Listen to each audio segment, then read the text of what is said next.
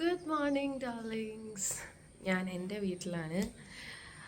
അയ്യോ, കഴിഞ്ഞ കുറച്ച് ദിവസമായിട്ട് മഴയും കാറ്റും ഒക്കെ ആയിട്ട് ഒന്നും ഒരു ഓർഡറിൽ പോകുന്നില്ല. ആക്ച്വലി സാറ്റർഡേ വരെ ഞങ്ങൾ ഭയങ്കര ഹൈ ഫങ്ഷണലായിട്ട് വർക്ക് ചെയ്തുകൊണ്ടിരിക്കുകയായിരുന്നു. സൺഡേ ഓഫ് എടുത്തു ആൻഡ് ഇന്നലെ നമുക്ക് മഴ കാരണം വർക്ക് ഫ്രം ഹോം ആക്കേണ്ടി വന്നു. അപ്പോൾ ഇന്നിപ്പോൾ എന്താ ചെയ്യാന്നുള്ളതിൽ ഇങ്ങനെ ആലോചിച്ചുകൊണ്ടിരിക്കുക. രാവിലെ ഞാൻ എണീറ്റതേ അമ്മാതിരി കാറ്റ് കണ്ടിട്ടായിരുന്നു, കൊടും കാറ്റായിരുന്നു. എൻ്റെ ആകുന്ന ഈ ബാൽക്കണിയിൽ ആക്ച്വലി ഈ മരങ്ങളെല്ലാം കൂടെ ആടി ഒലഞ്ഞിട്ട് ഞാൻ ശരിക്കും പേടിച്ചു പോയി. പോലത്തെ കാറ്റായിരുന്നു. അങ്ങനെയാണ് ഞാൻ എഴുന്നേറ്റത്. ഇനിയിപ്പോൾ രാവിലെ കുറച്ച് വീട്ടിലെ പണിയുണ്ട്. നമ്മൾ അപ്പവും മുട്ടക്കറിയൊക്കെ ഉണ്ടാക്കാൻ പോവാണ്. എൻ്റെ ഒരു സിഗ്നേച്ചർ ഡിഷാണ് മുട്ടക്കറി എന്ന് പറയുന്നത്. എൻ്റെ അമ്മയുടെ സിഗ്നേച്ചർ ഡിഷാണ് അപ്പോൾ പക്ഷേ രണ്ടും ഞാനാണ് ഉണ്ടാക്കുന്ന. അമ്മ മാവൊക്കെ അരച്ച് വെച്ചിട്ടുണ്ട്. അപ്പോൾ അതൊക്കെ ഉണ്ടാക്കി കഴിഞ്ഞിട്ട് അച്ഛൻ ഓഫീസിലൊക്കെ പോയി കഴിഞ്ഞിട്ട് എന്നിട്ടും മഴ ഇതുപോലെയൊക്കെ തന്നെ നിൽക്കുകയാണ് കാലാവസ്ഥ. വലിയ പ്രശ്നമൊന്നും ഉണ്ടാക്കുന്നില്ല എങ്കിൽ നമുക്ക് പുറത്തു പോകേണ്ട ആവശ്യമുണ്ട്. അങ്ങനെയെങ്കിൽ ഞങ്ങളുടെ ഒരു വർക്ക് ഔട്ട്സൈഡ് ഓഫീസ് ഡേ എങ്ങനെയാണെന്ന് കാണിച്ചു തരാം. ആക്ച്വലി സ്പീക്കിംഗ് ഇപ്പം നമുക്ക് കൊച്ചിയിൽ ഓഫീസില്ല. നമ്മൾ പുതിയൊരു സ്ഥലം ഇങ്ങനെ നോക്കിക്കൊണ്ടിരിക്കുകയാണ്. റൈറ്റ് നൗ ഞങ്ങൾ വർക്ക് ഫ്രം പല സ്ഥലങ്ങളാണ്. അപ്പോൾ ഇന്ന് എവിടെയാണ് വർക്ക് ഫ്രം എന്നുള്ളത് നോക്കാം. അങ്ങനെയുള്ള ദിവസങ്ങളിൽ ഞങ്ങൾ എന്തൊക്കെ ചെയ്യുന്നുള്ളത് കാണിച്ചു തരാം. ഇന്ന് ഓഫ്ലൈൻ സെഷൻസ് ഒന്നും പ്രത്യേകിച്ച് പറഞ്ഞിട്ടില്ല. അങ്ങനെയാണെന്നുണ്ടെങ്കിൽ അതെങ്ങനെയാണ്, ബാക്കി വർക്ക്സ് എന്തൊക്കെയാണ് ചെയ്യേണ്ടുന്നത് എന്നുള്ളതെല്ലാം പറയാം. അപ്പോൾ welcome to yet another episode of psych of Devu. ഞാൻ വേറൊരു യൂട്യൂബ് ചാനലിൽ ഇത് പറയുന്നത് കേട്ടിട്ട് അറിയാതെ എൻ്റെ സ്ലാങ് അങ്ങനെയായി പോയതാണ്.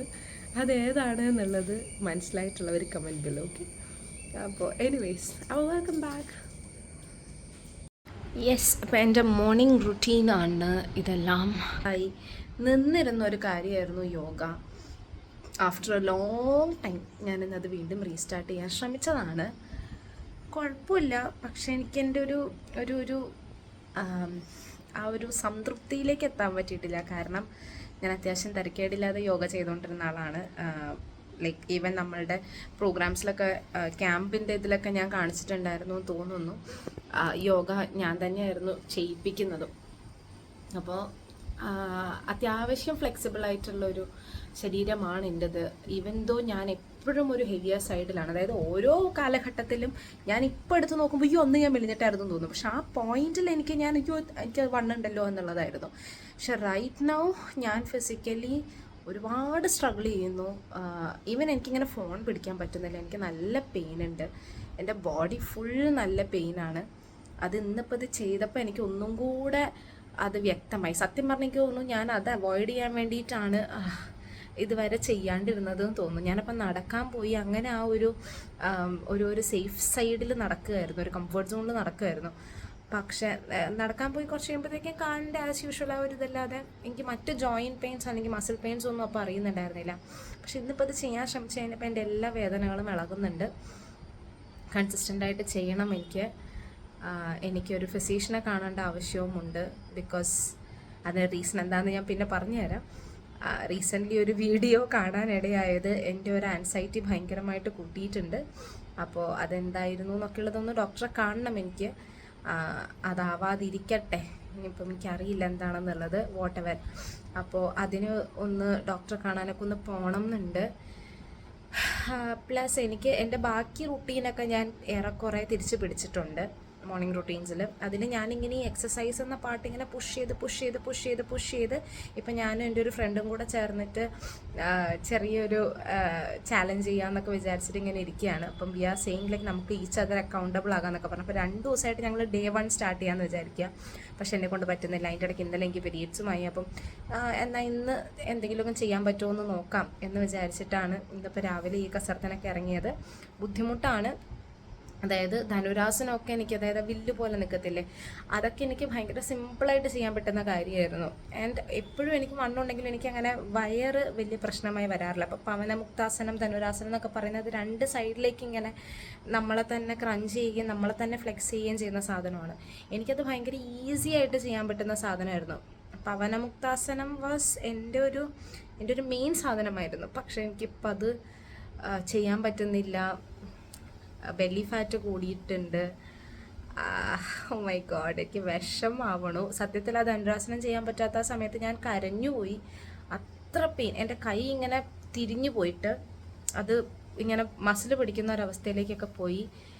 ഈ ഒരു പ്രായത്തിൽ ഇതൊക്കെ ഭയങ്കര ഡേഞ്ചറസ് ആണ്, എനിക്കറിയാം. സോ എല്ലാം തിരിച്ചു പിടിക്കും അല്ലേ? യെസ്. അപ്പോൾ രാവിലെ ഞാൻ അപ്പവും മുട്ടക്കറിയൊക്കെ ഉണ്ടാക്കി, പക്ഷെ ഞാൻ കഴിച്ചിട്ടില്ല. ഞാൻ ചെറുതായിട്ടൊരു ഇൻ്റർമീഡിയൻറ്റിലേക്ക് കടക്കാമെന്ന് വിചാരിക്കുകയാണ്. പിന്നെ എൻ്റെ രാവിലത്തെ കുറച്ച് കാര്യങ്ങളൊക്കെ ഉണ്ട്. അപ്പോൾ കുറച്ചും കൂടെ ഒക്കെ ഒന്ന് അത് ഞാൻ കൺസിസ്റ്റൻ്റായി ചെയ്തിട്ട് എൻ്റെ ഒരു മോർണിംഗ് റുട്ടീൻ തന്നെ ഞാൻ ഇടാം.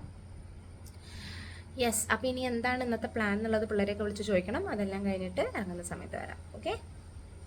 നല്ല മഴ ഇങ്ങനെ മാറി മറിഞ്ഞൊക്കെ നിൽക്കുന്നുണ്ട്. അപ്പോൾ അതിൻ്റെ ഇടയിൽ കിട്ടിയ ഒരു ഗ്യാപ്പിൽ ഞാൻ വീട്ടിൽ നിന്ന് ഇറങ്ങി. അപ്പോൾ കാക്കു എന്നെ പിക്ക് ചെയ്യാൻ വന്നു. കാരണം എനിക്ക് സ്കൂട്ടർ എടുക്കാനായിട്ട് വയ്യ. കാരണം വൈകുന്നേരം അതിന് തിരിച്ച് മഴയാണെന്നുണ്ടെങ്കിൽ ഞാൻ വീണ്ടും വിടുമെന്ന് എനിക്കറിയാം. ഇത്രയും വൃത്തിയായിട്ട് ഒരു കട്ടൻ ചായ കിട്ടുമ്പോൾ ആ മൂടാ പോയി. ഡിസ്കസ്റ്റിംഗ്. അതെ, ഇന്ന് work from central square. Normally നമ്മൾ അവിടെയാണ് ഇരിക്കാറ്. ഇന്ന് പക്ഷേ ഒരു ഭംഗിക്ക് ഞങ്ങൾ ഇവിടെ ഇരുന്നു. അപ്പോൾ കേട്ടതുപോലെ ഞങ്ങൾ സെൻട്രൽ സ്ക്വയറിലാണ് ഇന്ന് വർക്ക് ചെയ്യാൻ തീരുമാനിച്ചിരിക്കുന്നത്. അപ്പോൾ അവിടെ ഇരിക്കുന്ന ദിവസങ്ങളിൽ ഞങ്ങൾ പൊതുവേ അതിൻ്റെ ഉള്ളിൽ നിന്നും ഭക്ഷണം കഴിക്കാറില്ല. കാരണം ഞങ്ങളൊരു 3 പേര് അല്ലെങ്കിൽ 4 പേർക്ക് അവിടെ നിന്ന് ഫുഡ് കഴിക്കാൻ നിന്ന് കഴിഞ്ഞിട്ടുണ്ടെങ്കിൽ മുതലാവത്തില്ല. അതിൻ്റെ ഉള്ളിൽ ഒരു സ്റ്റോറ് പോലും ഒരു 100-120 റേഞ്ചിൽ പോലും വരുന്ന ഫുഡ് കിട്ടുന്നതില്ല. അപ്പോൾ അതുകൊണ്ട് ഞങ്ങൾ സോന ഹോട്ടലിൽ പോയിട്ടാണ് ഫുഡ് കഴിക്കാറുള്ളത്. അടിപൊളി ഭക്ഷണമാണ്, അറ്റ് അഫോർഡബിൾ റേറ്റ്. വയറും മനസ്സും നമുക്ക് അവിടെ നിന്ന് നിറയും. അപ്പോൾ അതൊക്കെ കഴിഞ്ഞ് ഞങ്ങൾ തിരിച്ച് വന്ന് ഇത് നമ്മൾ സെൻട്രൽ സ്ക്വയറിൽ നിന്ന് കാണുന്ന ഒരു കാഴ്ചയാണ്. സെൻട്രൽ സ്ക്വയറിൻ്റെ ഒരു പ്രത്യേകത എന്ന് പറഞ്ഞാൽ നമുക്ക് അതിൻ്റെ ഉള്ളിൽ തന്നെ ഒരു വർക്ക് സ്പേസ് പോലെ ഉണ്ട് ആക്ച്വലി.